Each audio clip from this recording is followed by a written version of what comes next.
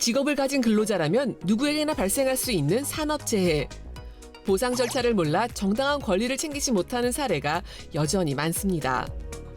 노안으로 발생한 질병이라 여겨졌던 증상도 업무와 관련된 산업재해일 수 있다는 사실 알고 계셨나요? 지금부터 그 기준과 사례를 자세히 살펴봅니다.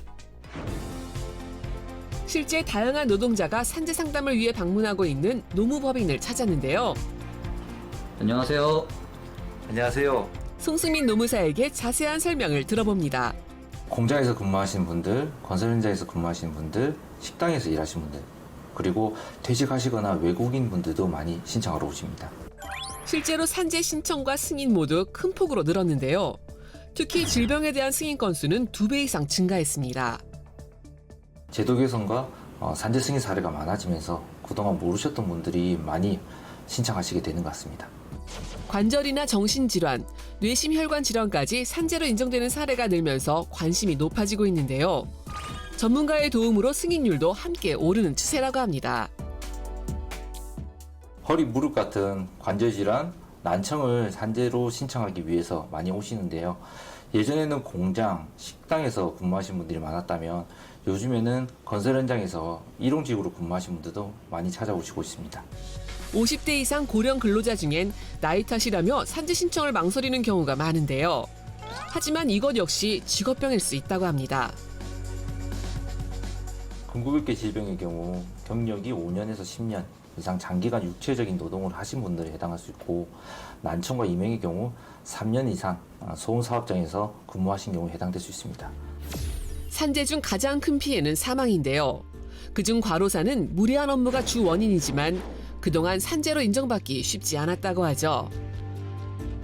12주간 과로가 가장 중요한데, 근무 시간이 많거나 업무 강도가 높았거나 위험한 업무, 그리고 추운 장소에서 근무, 야간 근무 등이 유리한 요소가 될 수 있습니다.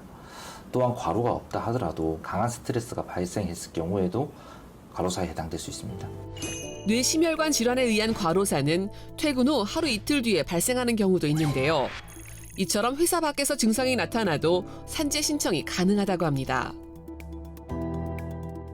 대학병원에서 근무하시던 전문의께서 댁에서 뇌출혈로 사망하신 사례가 있었습니다. 의사분들 경우 정해진 근무 시간 외에 추가적인 과로를 확인하기가 쉽지 않습니다. 하지만 진료 기록, 처방 기록 등 의사 선생님께서 작성하신 서류, 메일 등을 하나하나 찾아서 업무 시간을 추가했고, 주말 학회 출장까지 과로로 인정받을 수 있었습니다. 헷갈리기 쉬운 산재 인정 범위, 이번엔 사례로 알아봅니다. 직장 내 괴롭힘으로 인해 발생한 정신질환, 산재 신청이 가능할까요? 업무로 인한 스트레스로 적응장애, 불안장애, 우울증 등 정신질환이 발생할 수 있으며 주된 원인이 되었을 경우 업무상 질병으로 인정될 수 있습니다. 야간 근무로 인해 질병이 발생했다면 산재 신청이 가능할까요? 국제암연구소에서는 야간 근무를 발암 가능성이 있는 요인 그룹 2A로 분류하고 있으며, 수면 시간에 빛을 쬐므로써 멜라토닌 분비를 저해하고 항암 효과가 억제되는 등 암의 발생 가능성을 높일 수 있습니다. 실제로 19년간 야간 교대 근무를 한 간호사께서 유방암으로 산재를 인정받은 사례가 있습니다. 복잡한 절차 탓에 산재 신청을 망설이는 노동자들이 적지 않은데요. 이런 부담을 덜어주는 것이 바로 노무사의 역할이겠죠? 앓고 있는 질병이 산재인지 모르시는 분들이 너무 많습니다. 진단이나 수술 후 3년 이상이 지나면 보상이 소멸됩니다.